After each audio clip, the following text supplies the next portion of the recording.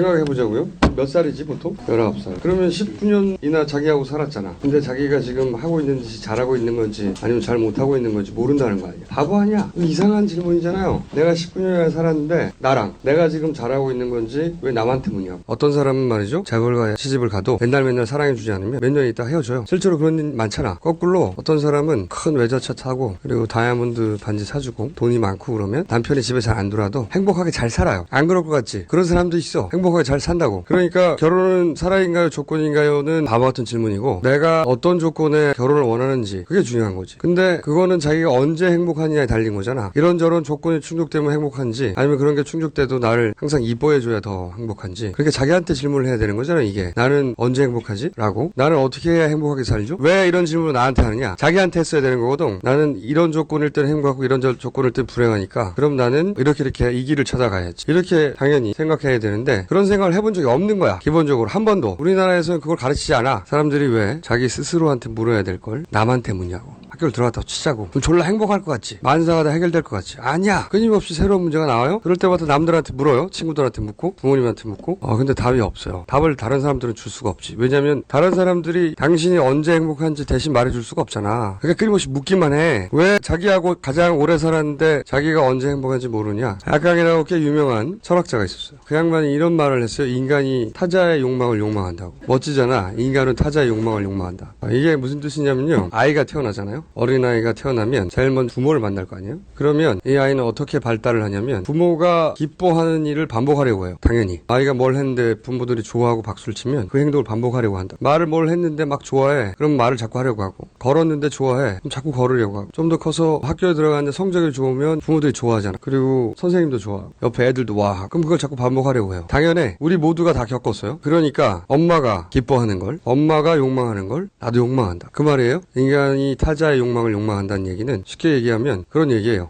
이게 좀 더 확장되면 선생님이 나한테 원하는 거를 내가 원하는 줄 알아. 주변에서 예를 들어서 친인척들이 나한테 기대하는 거. 그게 내가 원하는 게 되는 거야. 그런 얘기예요. 모두가 겪어요, 다. 그리고 그 기대를 저버리고 싶지 않지. 그런데 한 고등학생쯤 되면 이게 내 욕망과 나를 둘러싼 주변의 욕망이 분리가 되기 시작해. 다른 사람들이 나한테 원하는 게 있고 내가 나한테 원하는 게 있고. 이게 분리가 일어나야 되는데 우리나라에서는 이게 분리가 안 일어난 채 대학을 가요. 그리고 분리가 일어나지 않은 채 대학을 졸업해. 그리고 직장 생활을 하다가 30이 되고 40이 돼요. 무슨 문제가 생기냐면 내가 뭘 하고 싶은데 그리고 하고 있는데 이게 내가 하고 싶어서 하는 건지 혹은 선생님이 혹은 친구들이 혹은 친척들이 너는 이 정도는 해줄 거라고 기대하고 있으니까 내가 이걸 하고 있는 거지 혹은 사회가 이 정도는 내게 요구하고 있으니까 이걸 하고 있는 건지 아니면 내가 정말로 이걸 하고 싶어서 하는 건지 구분이 안 간다는 거예요. 이게 골 때리는 거예요. 내가 이 세상에서 유일하잖아. 근데 뭘 하고 있어. 근데 내가 어떤 행위를 하는 게 왜 하는지 잘 모른다는 거지. 아주 정확하게. 구분이 안 간다는 거야. 짬뽕이 돼서 하고 싶어 하는 건지 해야 돼서 하는 건지 나한테 이걸 기대하니까 하는 건지 구분이 안 가는 거야. 나이를 많이 먹어도. 이 구분이 안 간다는 얘기는 자기가 정확하게 자기 욕망을 따르고 있는지 아닌지를 모른다는 거예요. 자기 욕망을 정확하게 모르면 자기가 언제 행복한지 몰라. 당연하잖아? 헷갈려. 그러니까 남들은 어떻게 하는지 궁금한 거예요. 그래서 남들한테 물어봐야 돼. 남들은 어떻게 하고 있는지 끊임없이. 그리고 남들하고 좀 다르게 하고 있으면 불안한 거야. 나만 뒤처질까 봐. 항상 불안하게 사는 거지. 남들은 어떻게 할까? 나는 어디쯤 와 있을까? 나는 뒤처진 거 아닐까? 당신들 다 그러고 살아. 아닌 것 같지만 이제부터 그 얘기를 해봅시다. 남한테 묻지 않고 멘토한테 묻지 않고 아프니까 청춘이 다 거짓말이야. 죽을 때까지 아파 사람은. 청춘만 아픈 게 아니야. 자기는 젊어서 고생을 해서 성공을 했다 이거지. 자기 자랑이야 다. 혹은 뭐 자서전이나 위인전 있잖아요. 이렇게 해서 성공했다. 예를 들어서 정주영 회장이 자세히 읽으면 그럼 여러분도 정주영처럼 될 것 같지? 아니야. 정주영 회장이 만약에 요즘 태어났잖아? 그렇게 하면 비정규직이야. 소 팔아봐야 얼마 못 가요. 비정규직이라고. 그 사람이 성공한 건 대단히 특수한 시대적 상황도 있고 대단히 특수한 여러 가지 조건도 있었던 거예요. 그 사람처럼 똑같이 한다고 지금 또다시 성공할 수 있나? 아니야. 근데 왜 읽어 그걸? 그리고 뭐 시크릿 이런 거 있잖아. 뭐. 그런 책으로 성공하는 사람은 그 책을 쓴 사람 하나밖에 없어. 그 책 많이 팔아서. 내가 내 욕망의 정체를 정확하게 알고 내가 뭘 하고 싶은지 알고 살려면 어떻게 해야 되느냐. 그렇게 살면 나처럼 돼. 망했다고?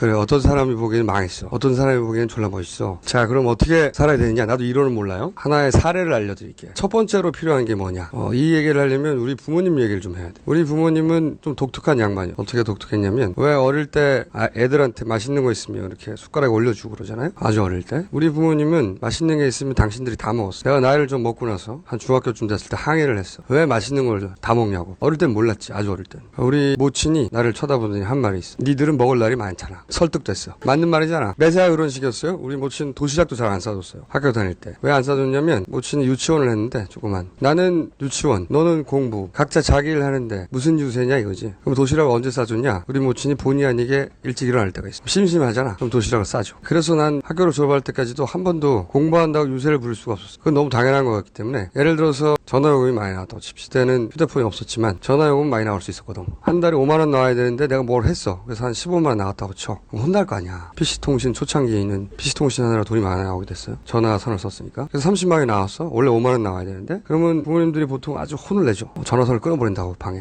이 모친은 한 번도 화낸 적이 없어. 다만 고주서를 들고 와서 아주 해맑게 웃으면서 네가 내라. 그리고 나가. 그럼 어떻게든 내가 내야 돼. 그 외에도 많은 일화가 있는데 예를 들어서 제가 20대 때 배낭여행을 굉장히 많이 다녔어요. 배낭여행 갔다 왔더니 우리 집이 자기들끼리 이사 간 적도 있어요. 그래서 옆집 물어보고 찾아갔어요. 제가 결혼을 한 번 했었어요. 빨리 갔다 왔어요. 그런데 제가 결혼을 할 때 오랜만에 집에 가서 이제 모친에게 아무래도 내가 결혼해야 될 것 같아. 그랬더니 우리 모친의 첫 마디가 뭐 어쩌다가 누구랑 이게 아니고 나를 쳐다보더니 언제? 이게 첫 마디였어요. 그래서 내가 한 달 있다가 그랬더니 우리 아버지한테 말씀을 드려라. 아버지한테 말씀드렸어. 한 달 있다가 결혼해야 될 것 같습니다.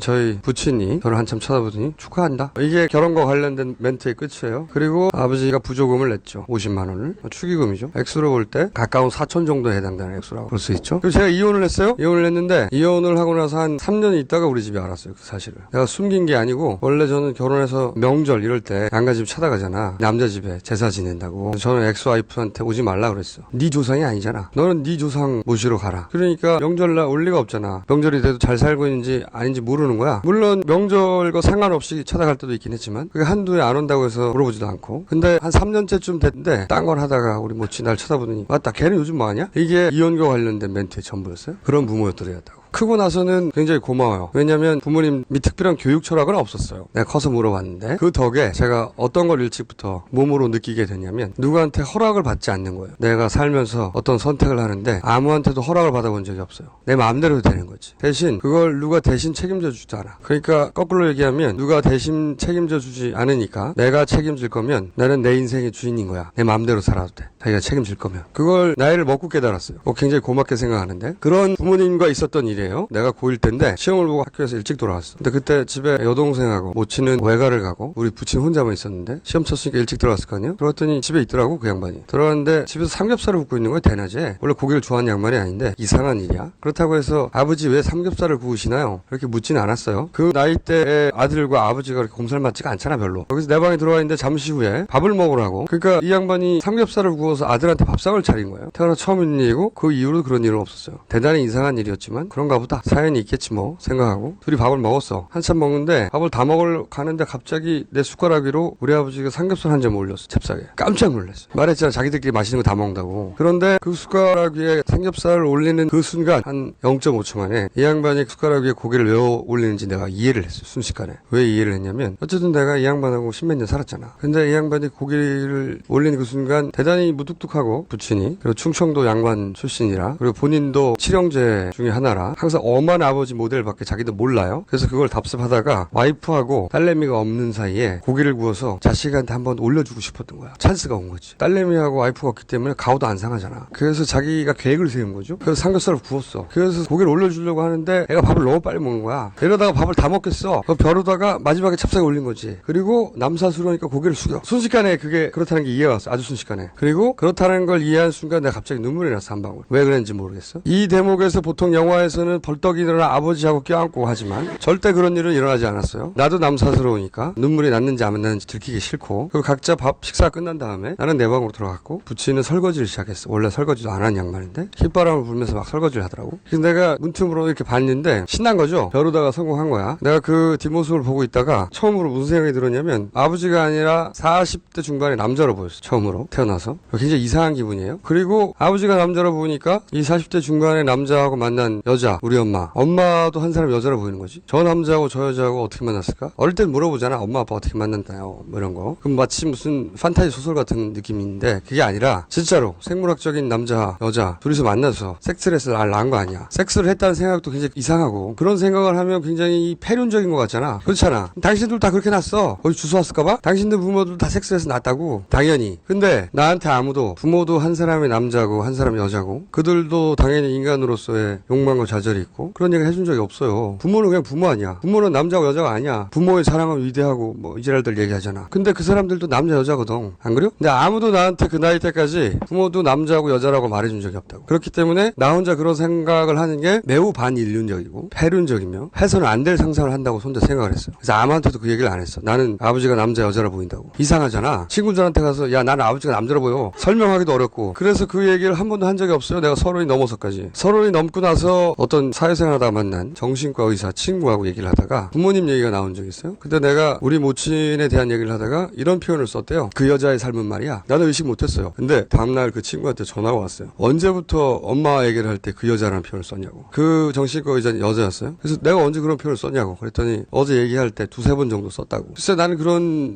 걸 의식하고 말하지 않았기 때문에 그런 말하는 기억이 없는데 그 정신과 의사가 이야기를 하길 자기가 우리나라에서 상담을 하건 아니면 얘기를 하건 우리나라 남자들한테 자기 엄마 모친에 대해서 자기 엄마까지 그 여자라고 객관화해서 표현하는 사람은 처음 만났대. 그리고 언제부터 그 말을 썼는지 잘 생각해보래. 듣고 보니까 나한테 유리한 말인 것 같아. 그래서 곰곰이 생각하다 보니 고1 때가 생각났어요. 고1 때 그 고기를 올려준 날 그때가 생각난 거야. 그래서 내가 이런 사건이 있었고 그날부터 라고 했더니 그 정신과 의사가 말을 하기를 그날이 내가 부모로부터 정서적으로 독립한 최초의 날이래요. 가만히 생각을 해보니까 그날 이후로 난 부모님한테 한 번도 뭘 해달라고 요구해본 적이 없어. 그거는 효도하고 달라. 난 효도는 관심이 없어요. 효도하고는 다르고 그 양반들도 그 양반 나름의 삶을 헤쳐나가느라고 졸라 힘들다고. 생활인이고 바빠요. 니들만은 힘든 줄 알지? 아니야. 니들은 공부하면 되잖아. 거느린 자식들도 있고 내 아들 세금도 있고 졸라 바빠 그들도. 그래서 나한테 뭘 해달라고 하는 게 난 염치가 없었어. 난 다 컸으니까. 그거는 효도해야 한다. 이거 아무 상관이 없어요. 난 효도에 관심이 없어요. 물론 난 우리 부모들을 굉장히 좋아하지만 인간으로 좋아하고 가끔 전화도 하고 명절날은 안 가요. 길 막히니까. 왜 꼭 명절날 가야 돼? 그 전주에 가면 되지. 근데 왜 명절날 가는 줄 알아? 명절날 그렇게 길 막히는 데 가야 평소에 내가 부모를 찾아뵙지 못하는 것에 대한 죄의식을 다 같이 길 막히는 길 위에서 탕감받는 거야. 이렇게 길이 막히는데 내가 가고 있다라고 죄의식을 탕감받는 의식을 치르는 거예요. 전 국민이. 그래서 집에 도착하잖아? 그러면 대화의 내용이 이거야. 길이 얼마나 막혔는 줄 아냐고. 그리고 나머지 대화 절반은 뭔 줄 알아? 언제 가면 안 막히냐고. 나는 죄의식이 없어요. 부모한테. 우리 부모를 굉장히 좋아하지만 귀엽기도 하고 연민도 있고 자주 전화하고 만나기도 하지만 흔히 학교에서 가르치거나 사회에서 가르치는 효도하고는 무관해. 나는 그 사람들이 좋아서 그러는 거야. 부채의식도 없고 죄의식도 없다고. 그냥 그 사람들이 좋은 거지. 어쨌거나 독립 얘기를 왜 하냐면 정서적으로 가장 처음에 그 기대를 저버리지 않으려고 막 발버둥 치는 사람이 부모예요. 우리 모두가. 그리고 평생 그래요. 많은 사람들. 그리고 부모는 우리한테 실망할 권리가 있어요. 때때로. 부모는 기대할 권리도 있고. 거기까지 당연해요. 근데 그 부모의 기대대로만 살지 않아도 되는 권리도 우리한테 각자 있거든. 그리고 부모가 원하는 게 뭔지 내가 원하는 게 뭔지 하고 정확하게 알아야 돼. 부모가 원하는 게 있는데 나는 그게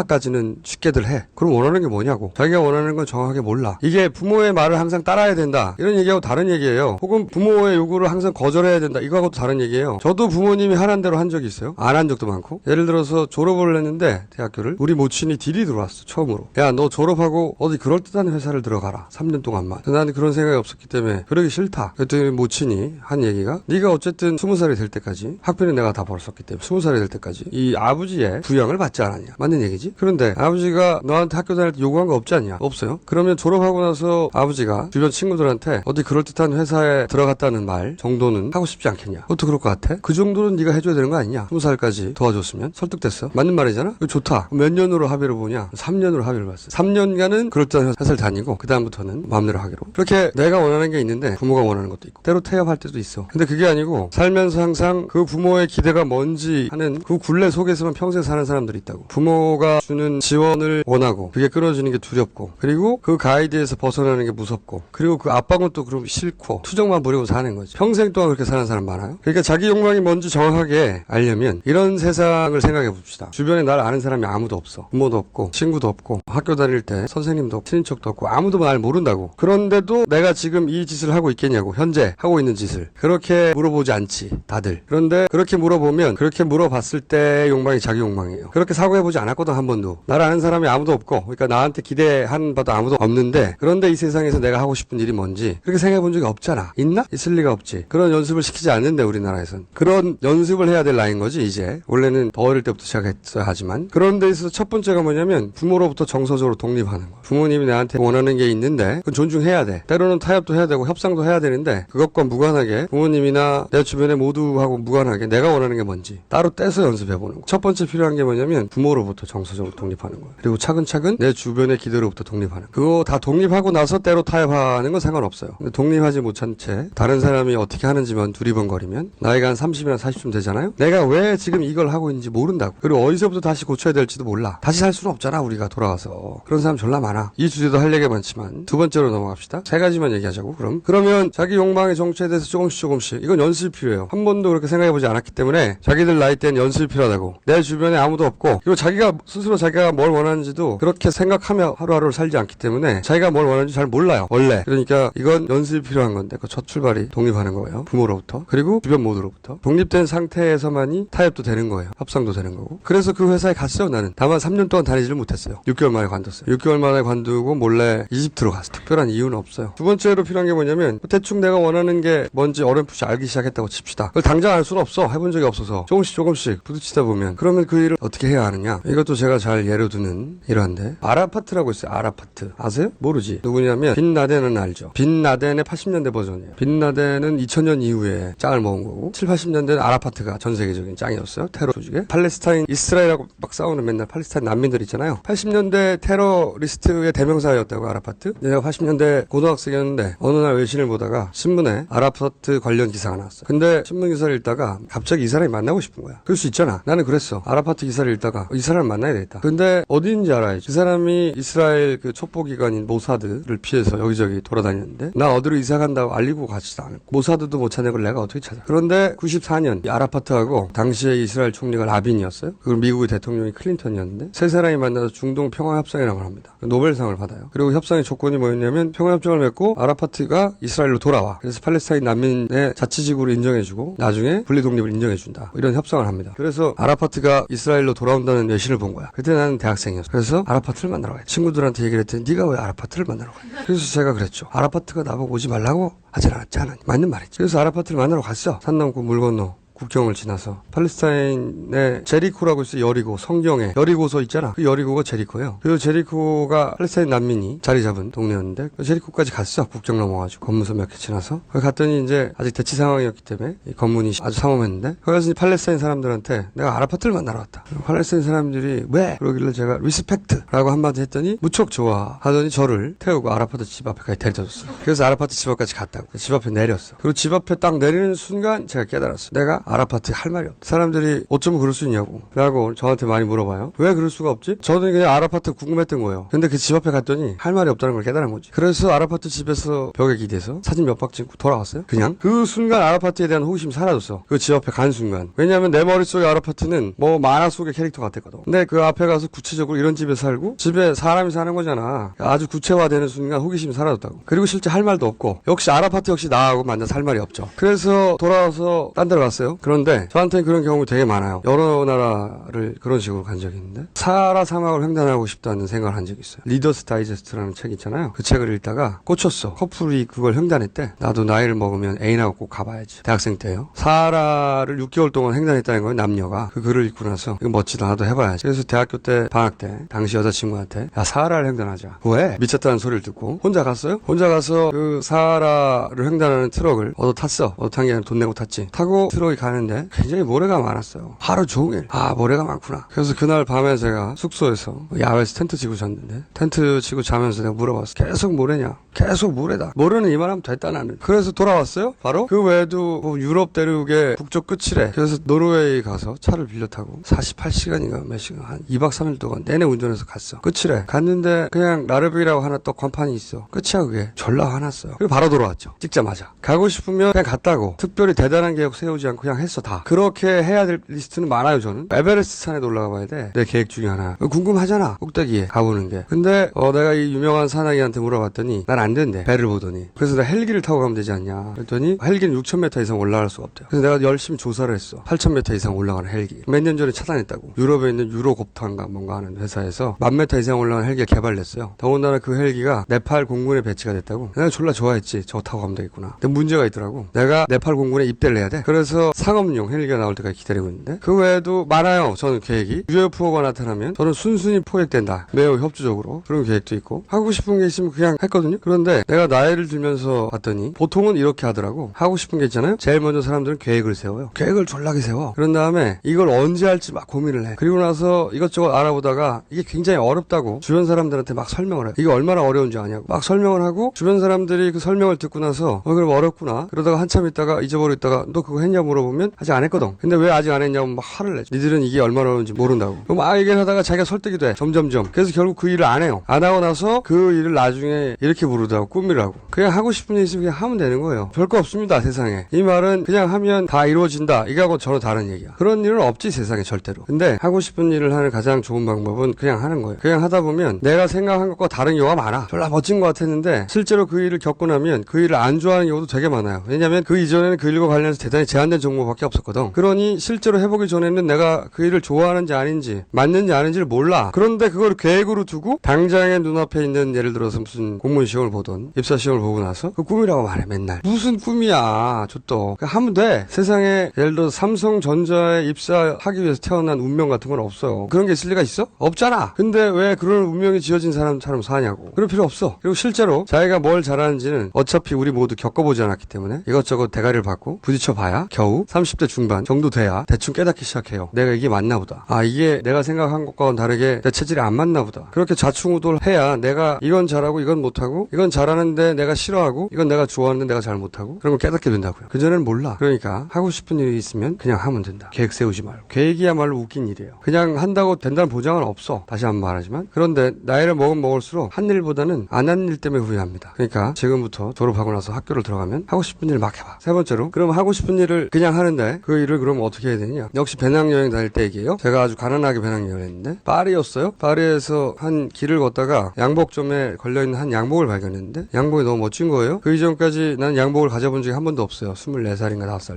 때였는데 양복을 가지고 싶다는 생각을 해본 적도 없고 근데 그 양복이 너무 멋있어. 그래서 나도 몰래 그 양복점에 들어가서 나도 몰래 거기 걸려있는 양복을 마치 내 거이냐 꺼내서 입고 양복만 입으니까 안 어울려서 와이셔츠도 하나 꺼내 입고 넥타이도 매고 그 모든 일이 30초 이내에 일어났어요. 종업원이 다가오기 전에. 그리고 거울을 봤는데 너무 멋진 거야. 너무 멋져. 그래서 이 양복을 사야 되겠다. 난생 처음 생각을 했는데 가격표를 봤더니 약 120만 원 정도예요. 당시 지금도 120년 양복이 비싸지만 90년도 초반에 배낭여행 하던 저한테 120만 원은 지금으로 치면 한 2천만 원, 3천만 원 정도의 느낌이었어. 그리고 어떻게 옷이 120만 원을 하냐. 상상할 수 없는 가격. 그때까지 내가 태어나서 샀던 모든 옷을 다 합친 것보다 더 비싸. 더군다나 내 수중에 있던 돈이 한 120 몇만 원이었다고. 2달 정도 일정이 남았는데. 그러니까 당연히 옷을 놓고 나와야지. 근데 거울 속에 있는 내가 너무 멋진 거야. 저 아이를 두고 갈 수는 없다. 저 아이와 함께 나가야 돼. 그래서 내가 거기 주저앉아서 생각을 하기 시작했어. 내가 만약에 이 옷을 지금 안 사고 지금 25인데 35에 돌아와서 이 양복점에서 제일 비싼 양복을 형편이 나아져서 사면 어떨까? 지금 형편이 안 되니까. 근데 그러면 내가 25에 이 양복을 사서 느꼈을지 모르는 기쁨이 뭔지는 모르잖아. 그거는 영원히 사라지는 거예요. 내가 35이 돼서 35살 때 그 양복점에서 가장 좋은 양복을 샀을 때 느낄 기쁨은 35에 느끼는 거지. 25에 그랬다면 느꼈을 수도 있는 뭔가는 그게 뭔지는 모르고 지나가는 거예요. 영원히. 내가 25살 될 수가 없으니까. 아 그럴 수는 없다. 만회가 될 수 없는 거구나 이건. 속성이. 나가리. 그리고 두 번째로 내가 만약에 120만 원이 남았으니까 120만 원이 60일이니까 하루에 2만 원씩이란 말이죠. 하루에 2만 원씩 대단히 합리적으로 소비를 해요. 그러면 최소한의 먹을 것과 최소한의 잠자리에 해결되는 돈이었거든 당신은. 그러면 내일도 굶지 않고 내일도 노숙하지 않아도 되는 거예요. 그래서 내가 예측 가능하니까 내 삶이. 그래서 생기는 안도감도 있고 그 안도감도 행복의 일종이잖아요. 그 다음을 계획할 수 있으니까. 그날의 작은 행복이 있어. 베이스가 되는. 그걸 60일치를 다 합쳐. 그것과 내가 지금 이 양복을 샀을 때 느낄 수도 있는 기쁨의 크기를 비교하면 어느 쪽이 더 큰가? 양복이 더 크다. 두 번째 나가리. 세 번째는 60일은 아직 오지 않았잖아. 내가 지금 이 양복을 사느냐 마느냐 하는 순간 내 앞에 왔어. 그리고 내가 여기를 떠나면 다시 여기를 오지 않을 거야. 그런데 60일은 아직 오지 않았잖아. 60일은 내가 앞으로 잘 대처하면 되는 거 아니야. 그래서 내가 벌떡 일어나서 120만 원을 주고 양복을 샀다고. 그래서 양복을 입어. 그리고 배낭을 메고 그리고 그 인근에 있는 공원에 가서 노숙을 했어요. 당시 양복이 보스였는데 아는 사람 알고 모르는 사람 모르는. 당신은 그게 소위 말하는 명품인지 몰랐어요? 지금도 여전히 비싼 양복이지만. 그래서 그 보스 양복을 입고 거기서 노숙을 한 최초의 사람일 거야 내가. 그냥 굉장히 기뻤어요. 멋있었으니까. 그리고 그날 공원에서 그렇게 보스를 입고 자고 다음날 아침에 일어났는데 좋댔다. 그래서 어떻게 하냐. 수중에는 몇만 원 안 남았는데 어떻게 해야 할지 고민을 하다가 무슨 생각이 났냐면 당시에 여행 다니면서 여행객들을 호객하는 삐끼들을 많이 만났어. 내가 삐끼를 하면 대충 하루하루는 먹고 살 수 있지 않을까 생각을 해서 이 여행객을 호객하는 삐끼들이 어디서 제일 많았나 생각을 해봤더니 로마에 제일 많아. 그래서 기차를 타고 졸라게 로마로 갔어. 로마로 가서 거기 역 근처에 호텔 하나 들어가서 일단 자고 그 다음날 아침에 그 호텔 매니저한테 물론 남아있던 돈을 다 내고 이제 완전 거지가 된 거지.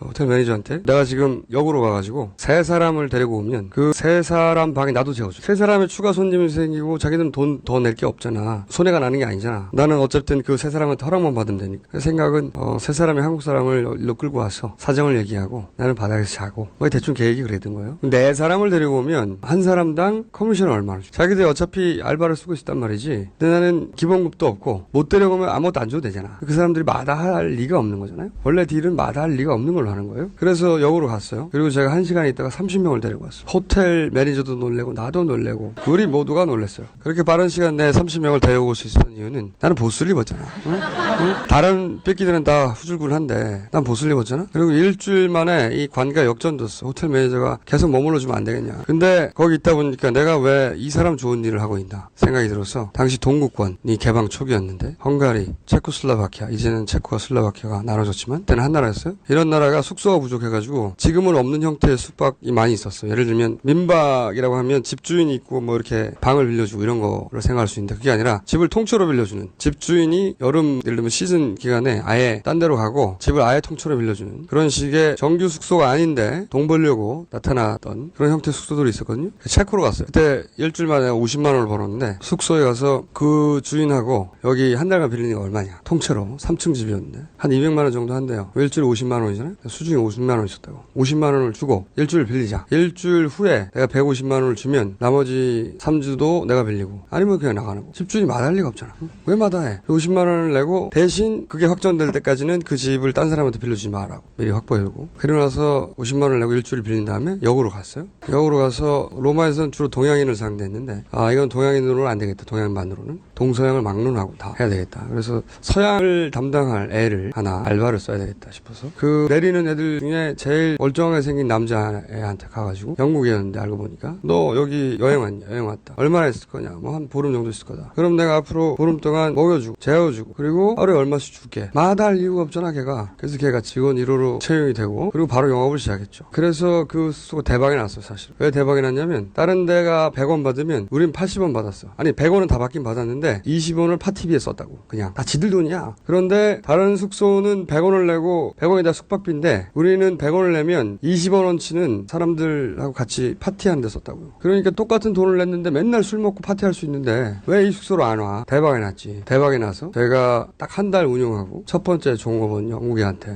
그 집을 물려주고 왔는데 그 한 달 있다가 제가 그 숙소를 떠날 때 실컷 쓰고 제 수중에 남은 게 한 1,500만 원 정도. 이 모든 것은 제가 보스를 입었기 때문에 가능했던 거죠. 물론 굶어 죽을 수도 있었어 그때. 근데 보스를 사지 않았으면 일어나지 않았을 일들이 내 인생에 일어난 거지. 하고 싶은 얘기가 뭐냐면 사람들이 원래 어떤 선택을 할 때 대부분 그 선택을 하며 나는 지금 당장은 힘든 선택을 하지만 이 결과로 나중에 행복해질 거야. 이렇게 얘기를 해요. 나중에 행복해질 계획들을 막 써요. 다 나중에 행복해진데 사람들이 계획을 들어보면 대부분 그래요. 지금은 힘들지만 나중에 이 노력의 끝에 행복해져 있을 거야. 그런 건 없어요. 그 순간의 행복은 그 순간에 고유한 거예요. 내가 25살에 양복을 사서 느꼈던 기쁨은 내가 35세 돌아와서 양복을 10벌을 사도 그때 그게 뭐였는지 알 수가 없다고. 안 해봤으니까. 알 리가 있나? 안 해봤는데. 그러니까 당장 행복해져야 되는 거야 언제나. 할 수 있다면 최대한 당장. 내가 행복해진다는 건 차곡차곡 뭔가를 적금해서 쌓아놓으면 행복이 10번 쌓아놓으면 10배로 커져서 나중에 한꺼번에 10배짜리를 꺼내 쓸 수 있는 게 아니라고. 그러니까 당장 하고 싶은 건 그냥 해야 되고 그리고 할 수 있을 때 가능한 당장 해야 돼. 이 모든 게 결과를 보장하잖아요. 나보고 결과를 어떻게 보장해 줄 거냐고. 결과를 보장받는 방법이 뭐냐고 나한테 끊임없이 물어보는데 나도 몰라. 그걸 알면 내가 떼부자가 될게. 그런 건 난 몰라요. 그런데 어떻게 하면 내가 내 인생을 알차게 매번 항상 후회하지 않고 만족스럽고 행복하게. 그래서 그게 쌓여서 어떻게 돈을 많이 벌고 남들이 다 알아주는 지위에 가고 난 그건 몰라. 그건 딴 사람한테 물어봐. 근데 그렇게 그런 지위에 간 사람들이 딱히 행복해 보이지는 않아 내가 보기엔. 우리 각하가 행복해 보여? 그러니까 독립하고 그리고 그냥 하고 당장 해야 되는 거예요. 이 세 가지가 아주 중요해. 마지막으로 한 가지만 더 짧게 얘기하면 이 모든 걸 스타일 있게 해야 돼.